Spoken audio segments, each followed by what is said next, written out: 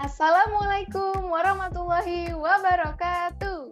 Shalom, Om Swastiastu, Namo Buddhaya, salam kebajikan, salam sejahtera untuk kita semua. Tak kenal maka tak sayang.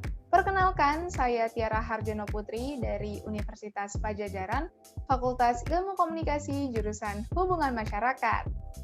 Biar lebih semangat lagi nih, kita pantun dulu yuk. Jalan-jalan ke kota Banjarmasin. Tak lupa juga beli buah mangga. Selamat siang teman-teman sekalian, silahkan didengar presentasi saya. Baik, pada kesempatan kali ini saya akan membahas buku dari Joan Mulholland dengan judul bukunya yaitu The Language of Negotiation. Nah, di buku ini terdapat 5 bab teman-teman. Yang pertama, ada persiapan kekuatan dari bahasa. Yang kedua, ada manajemen interaksi lisan. Yang ketiga, manajemen komunikasi tertulis. Yang keempat, tindakan negosiasi. Dan yang terakhir, tahap penyelesaian pembicaraan setelah acara.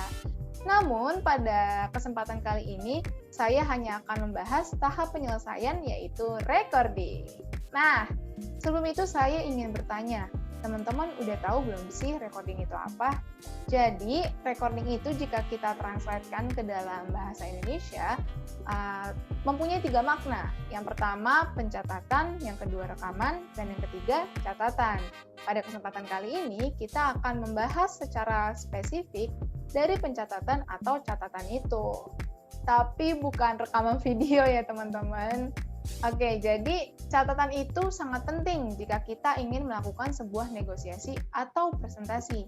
Maka dari itu, untuk menciptakan suatu catatan yang layak dalam suatu negosiasi atau presentasi, kita perlu mempersiapkannya terlebih dahulu. Jadi, hal penting apa saja sih yang harus kita persiapkan? Yang pertama, ada menggunakan agenda atau memo, yang biasa kita sebut dengan catatan kecil. Lalu catatan kecil ini isinya apa aja sih?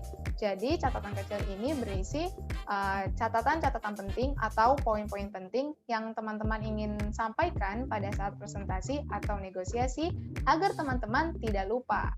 Nah, yang kedua yaitu topik yang akan dibawakan. Sebelum teman-teman presentasi atau negosiasi, teman-teman harus tahu dulu nih topik yang akan dibawakan itu apa. Nah, yang ketiga ada tujuan dari presentasi. Hal ini nggak kalah pentingnya teman-teman, karena sebelum teman-teman presentasi atau negosiasi, teman-teman harus tahu dulu nih tujuannya apa. Nah, teman-teman juga harus menggunakan pengetahuan yang teman-teman ketahui sebelumnya tentang orang-orang yang akan menyajikan negosiasi untuk menilai apa aja sih pendekatan yang mereka gunakan untuk negosiasi. Lalu, teman-teman juga harus mengetahui apa permasalahan yang akan mereka angkat dan apa kegiatan yang akan mereka lakukan. Nah, dengan petunjuk ini, teman-teman harus mempersiapkan catatan, baik itu dalam bentuk kertas, buku catatan, label, dan kartu. Karena hal ini sangat penting, teman-teman. Lalu di sini parameter pencatatan juga harus meliputi apa aja sih? Oke, jadi yang pertama, catatan itu harus mencatat proporsi-proporsi yang akan dibahas, segala krisis atau segala hal yang menciptakan pertikaian atau kesepakatan yang mudah dicapai. Teman-teman juga harus mencatat ketidakhadiran dan kelalaian. Khususnya, teman-teman harus menyoroti hal-hal yang belum terselesaikan pada pertemuan kali ini, agar di pertemuan selanjutnya dapat diselesaikan. Lalu teman-teman jangan lupa juga nih mengamati jenis dan jumlah data yang digunakan untuk mendukung proporsi dan catat sumber dengan akurat. Khususnya jika teman-teman menemukan kesepakatan umum, sehingga jika ada materi yang serupa, teman-teman tidak lupa. Nah, yang kedua, yaitu perhatikan urutan acara. Tidak lupa juga dengan memprioritaskan hal-hal penting. Nah, jadi jika teman-teman menghadirkan suatu rapat yang membahas suatu masalah penting, teman-teman wajib memperhatikannya. Gitu. Dan yang ketiga yaitu perhatikan dan catat kontribusi masing-masing peserta, entah itu ide atau pendapat, entah itu sebuah inisiasi yang kuat atau hanya responsif terhadap inisiasi orang lain.